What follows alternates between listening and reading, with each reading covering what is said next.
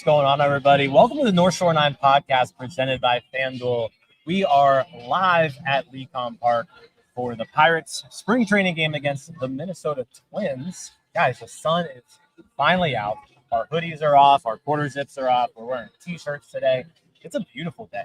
It feels great. About time. Yeah. It's what you come to spring training for. The reason you want to come down here is for this weather, this beautiful. It's just perfect. You couldn't ask for a better day for baseball or to do anything. It's a little cloudy, but the sun's trying to peek through. I think the high today's 77, somewhere right around there. So yeah, after a few days of a little bit colder weather, no sun, this is what spring training should be like. Yes, I actually traded seats with Doug here because I want more sun here. This side has sun. Doug gets a little bit of shade for now. Once again, relegated to the shadows. Up to this point, I've avoided the sunburn. I think if it's going to happen, today might be the day. I will say this. You could see on the other side of this camera, though, Cody. Cody got a bit burnt. Well, half of Cody. Half of Cody got a bit burnt. He got fried. All right. Well, let's talk about this. Before we get to today's game, I want to discuss yesterday's Paul Skenes start just a little bit. We had NS9 Live last night, but we didn't really touch on that like the game and how we look. Obviously, kind of a final tune-up before heading to the World Baseball Classic, where he's expected to make 2 starts for Team USA. But I think yesterday was almost a microcosm of like, if you could nitpick, and this is being extremely nitpicky here because he's, in my opinion, the best pitcher on the planet. If you could nitpick, the one thing that he could work on is efficiency. And yesterday, he threw a lot of pitches. Took him, 2 1/3 innings. He threw 53 pitches, about half of them were strikes, 27 strikes.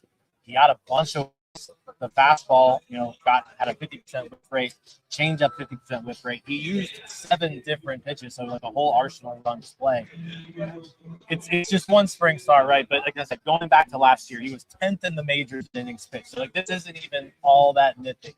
But like I think if Paul Skenes wants to take that even another step forward from an outstanding silent season, the one thing he can do is just go a little bit deeper into games every once in a while.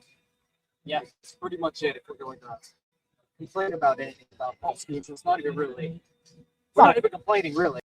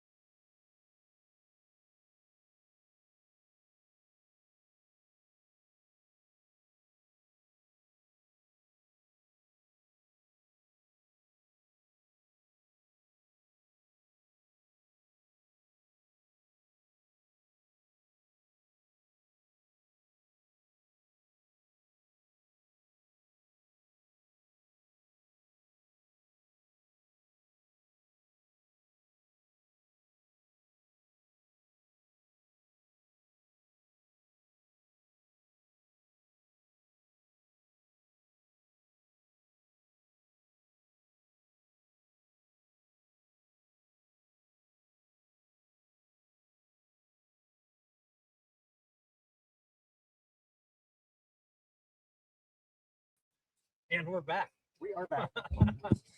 We are back. I'm sorry about that, guys. That was, the internet here can be extremely spotty. I'm not exactly sure where the internet went out at. Looks like it was pretty early on. So So Paul Skenes. let's go back and talk about Paul Skenes real quick.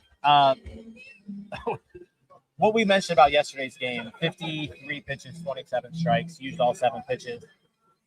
If there was one thing that Paul Skenes can do to even get at a higher level there that he's at right now, it's just be more efficient with his pitches.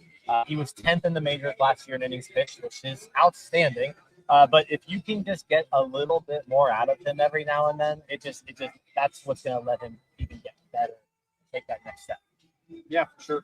That's a big part of really becoming elite here and ranked among some of the greatest of all time.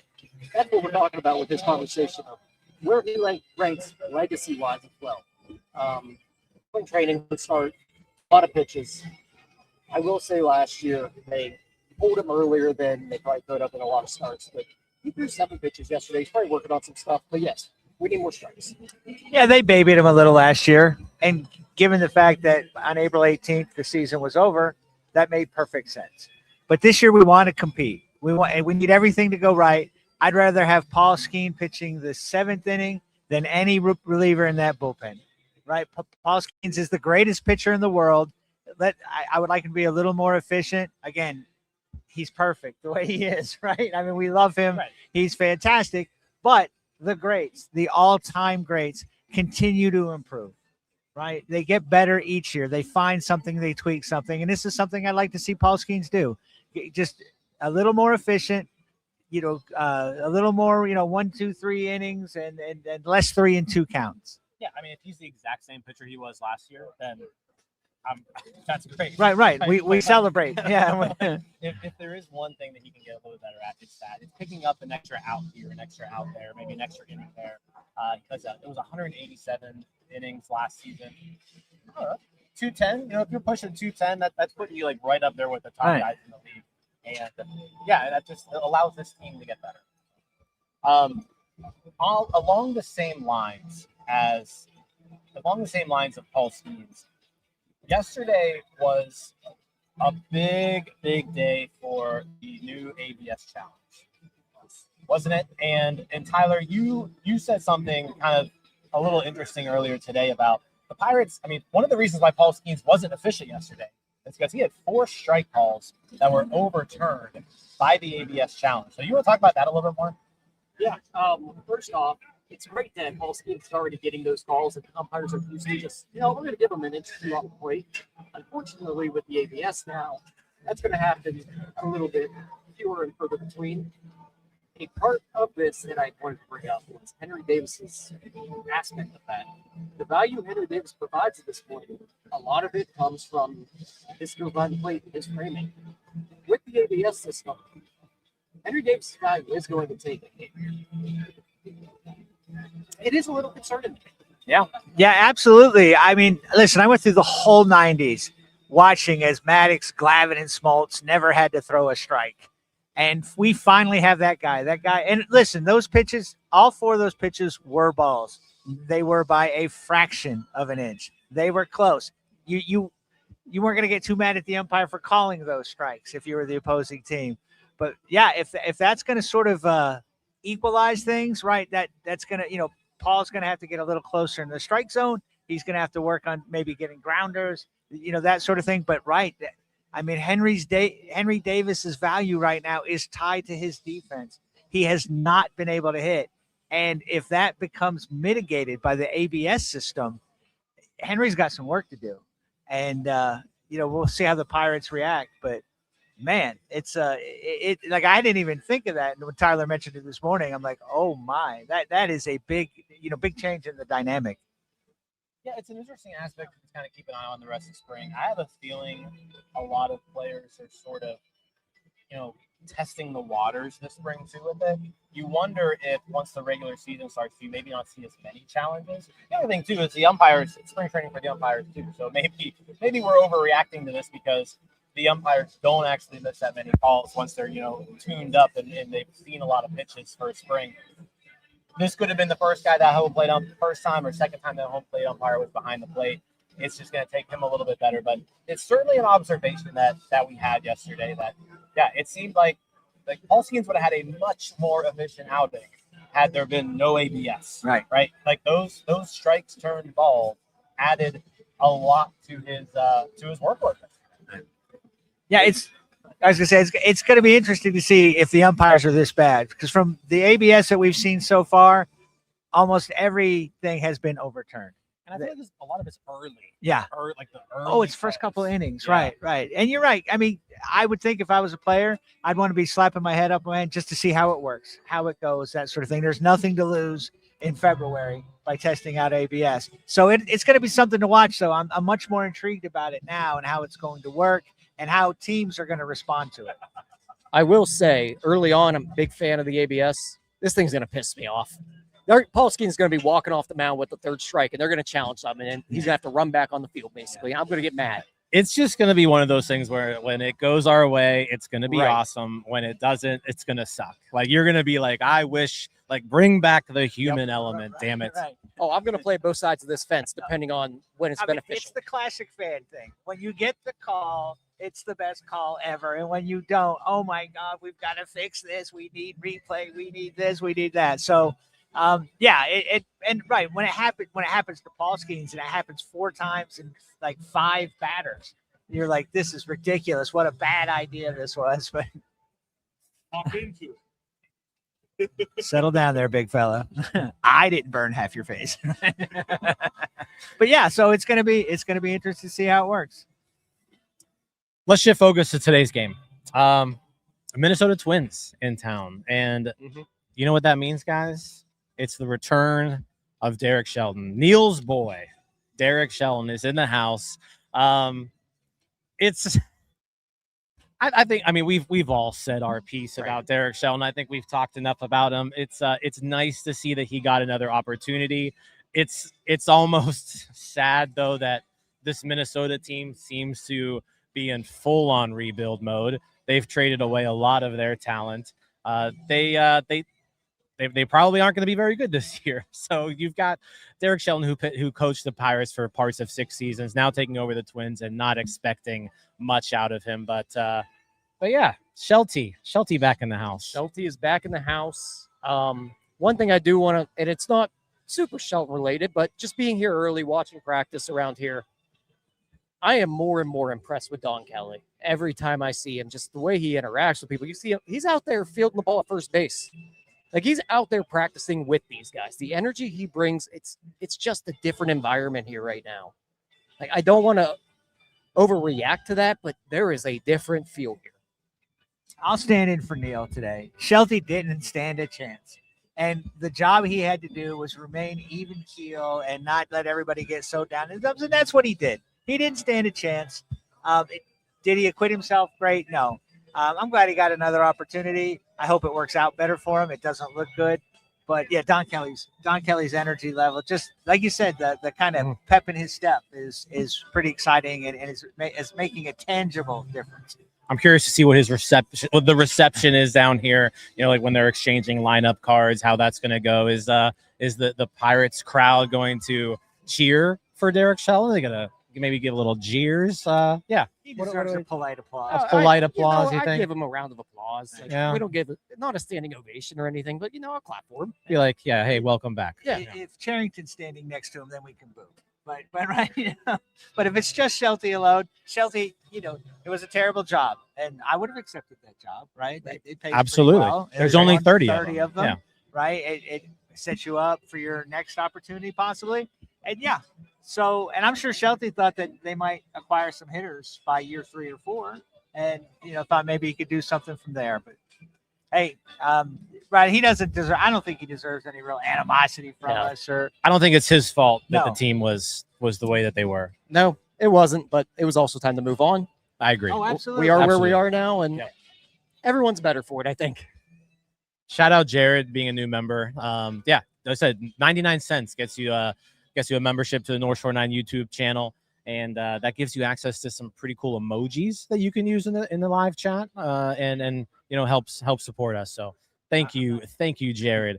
Also, Josh Bell, welcome back in the house. A guy who people have talked about maybe wanting to bring back every once in a while.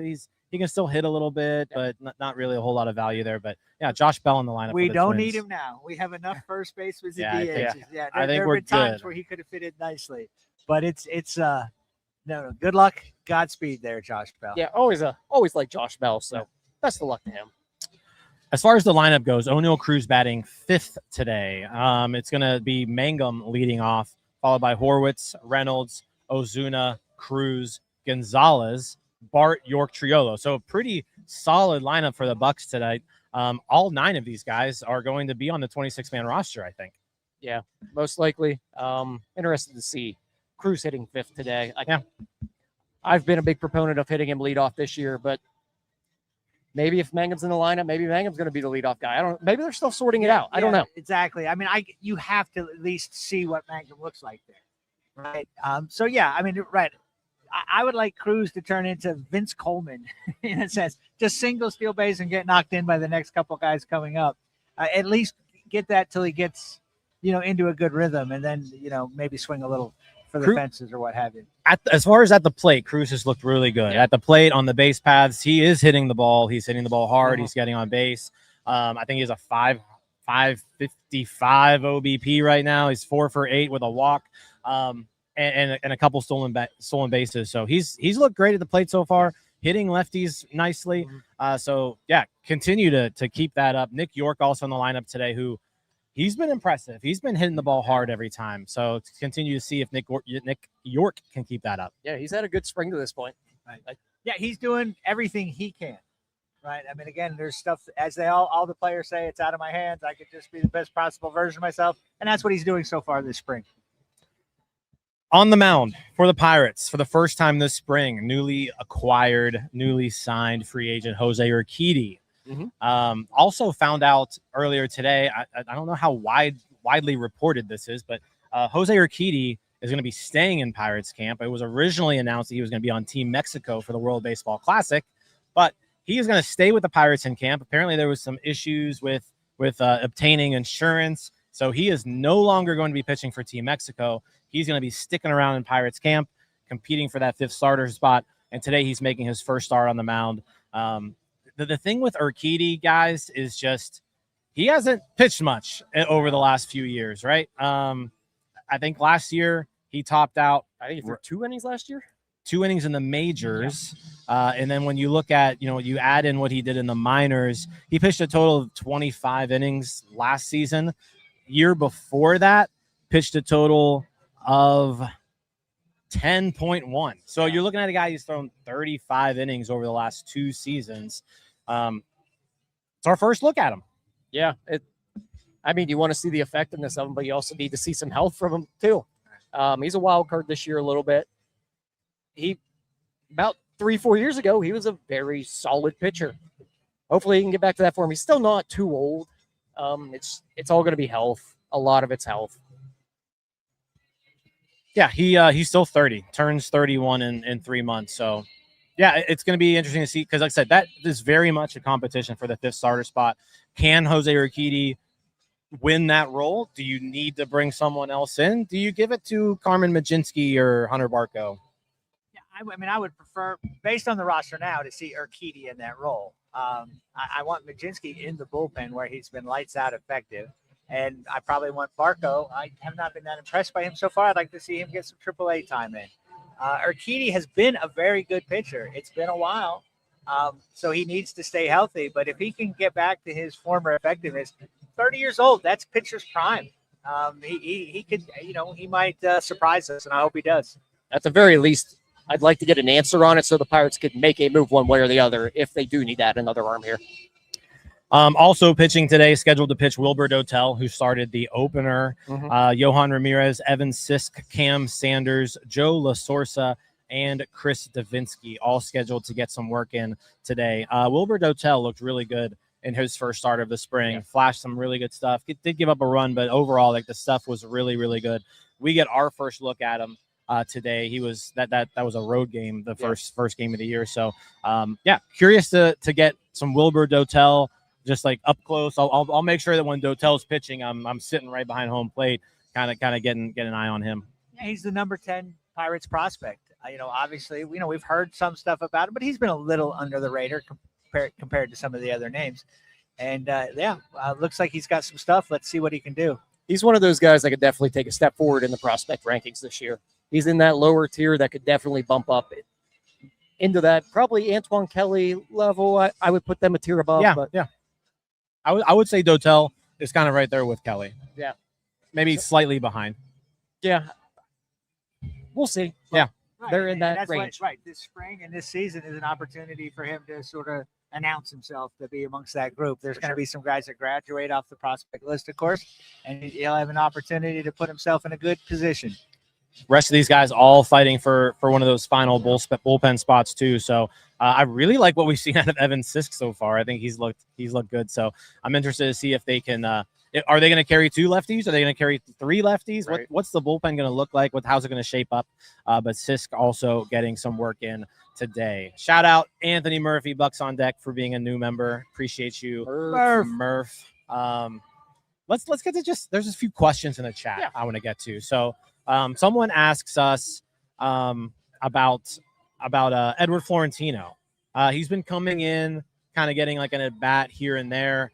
Has there been anything that has stood out to you about Edward Florentino in those couple of plate appearances that he's had? Nothing has jumped out yet. I mean, he looks like a good athlete, right? He looks like he could play all the outfield positions. He certainly, he's kind of brimming with confidence, that sort of thing. I mean, you can kind of get the sense of why he made the leap forward. But yeah, we haven't seen much. Like we haven't seen a 3 at bat game or anything coming again late. So it'll be interesting to get a better look at him as the spring goes along. Yeah, I wish I could lie and say that he's jumped off the page or anything, but I just haven't seen enough out of him. He hasn't played much, and when he's there, I mean, he hasn't done anything noticeable to be negative about, but just not much opportunity to this point. Yeah, he's yet to put the ball in play, so I guess there's that. 3 plate appearances, a walk, and 2 strikeouts. I think he's been playing center field when he's in there, which is he's going to stick in center field as long as he can. But I haven't seen him really get tested out there. Like you mentioned, there hasn't been a whole lot to see there. Got a question: have we heard anything about Jack Brannigan? The only update we've gotten on Brannigan is that broke his nose. They're gonna run some tests to see what the timeline is on that, but not entirely sure what that looks like. Also, Joey Bart getting a lot of playing time this spring. Do we think that has to do with showcasing him in a potential trade, or is it just Joey Bart getting some playing time? Two things can be true. Yeah, that's true. Right. I have a feeling Joey Bart is not going to get traded. I don't think Joey Bart is getting traded, and to be honest with you, I think Joey Bart is going to start the majority of games behind the plate. There you go. Based on the hitting we've seen from Henry, you don't want to give up Joey Bart quite yet. Yeah, I'm not ready to get there yet. Unless with Endy coming on. You need 2 of these guys to work out. Yep. We do. Speaking of working out, how about FanDuel? Yeah. So a couple lines. That was a rough segue. You're a professional, Jim. You are a professional. FanDuel, what odds are standing out to you? So Florentino's not standing out. What odds are standing out to you on FanDuel, Tyler? How about this? The Pirates, before we jumped on here, -134 money line today against the Minnesota Twins. Over/under is 9.5. It's not really a breezy day, so I don't know if I would touch that. That one's a difficult one. Probably stay away there, but I'll say this: it's a good Pirates lineup. It's most of their it's their major league guys. Plus, you look at the Twins pitchers, and outside our boy Simeon Woods Richardson. Yeah, I never heard of any of these guys. Yeah, me neither. I'm not exactly a connoisseur on Twins bullpen, Twins but prospects. I've never heard of any of these guys. no, neither have I. And even going up and down their lineup, it's reminiscent of 2020, 2021 Pirates. Poor Derek Shelton. They do have a little bit of talent, though. I'll say this: bit. I think the Twins have a little bit of talent, but Royce Lewis is in the lineup today for the Twins, so you have to so you assume got that. Josh Bell is going to have 3 hits. He does every True. time he plays the Pirates. It's So a good point. you Good point. might want to be a little leery. So maybe the better bet is on the other end with the Twins. Yeah. All right. Are we out of here? We Yeah, got I'm a getting game to hungry. watch. Yeah, absolutely. Yeah, like I said, stay tuned. We'll have a recap for you guys later today, recapping everything that we saw. Follow us on social media, especially like Instagram and Facebook. We'll have our stories updated all day long with stuff that we're seeing.